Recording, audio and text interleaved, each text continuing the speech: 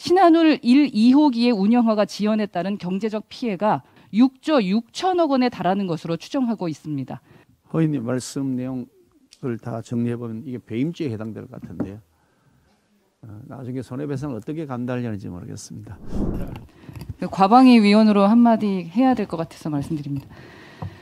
문재인 정부의 탈원전 정책과 원안위의 몽리로 국민들의 부담은 커지고 있는데 완공된 지 1년 넘은 신한울 1호기의 운영 허가는 또다시 불발됐습니다.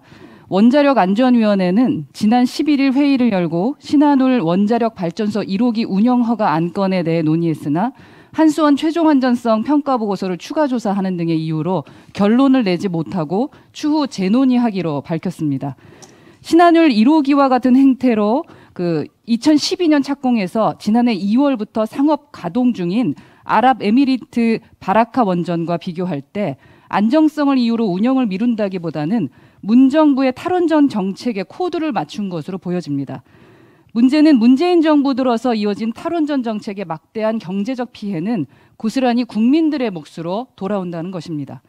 이미 정부는 지난 1일 탈원전 정책에 따라 조기 폐쇄되었거나 백지화되면서 생긴 경제적 손실을 국민이 매달 내는 전기요금의 3.7%를 법정 부담금으로 적립하는 내용의 전기사업법 시행령 개정안을 국무회의에서 통과시켰습니다. 경북도와 울진군에 따르면 신한울 1, 2호기의 운영허가 지연에 따른 경제적 피해가 공사비 인상 3조 1,355억 원, 지원금 및 세수 감소 1,140억 원, 전기 판매금 3조 4,331억 원 등 6조 6천억 원에 달하는 것으로 추정하고 있습니다. 또한 원안위 위원들의 전문성도 문제됩니다.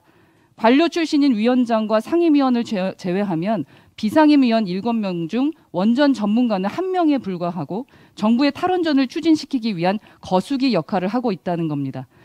한국형 원전은 이미 안정성의 세계 최고 수준으로 평가받고 있습니다.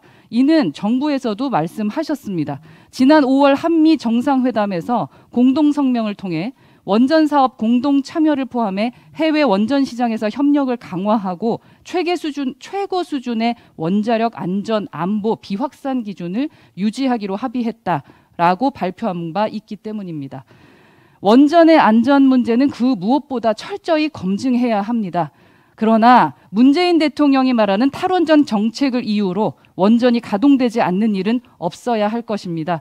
상식적으로 행동해 주십시오. 국민에게 더 이상 부담을 키우지 말아 주시기 바랍니다. 이상입니다. 허인님 말씀 내용을 다 정리해보면 이게 배임죄에 해당될 것 같은데요. 나중에 손해배상을 어떻게 감당하려는지 모르겠습니다.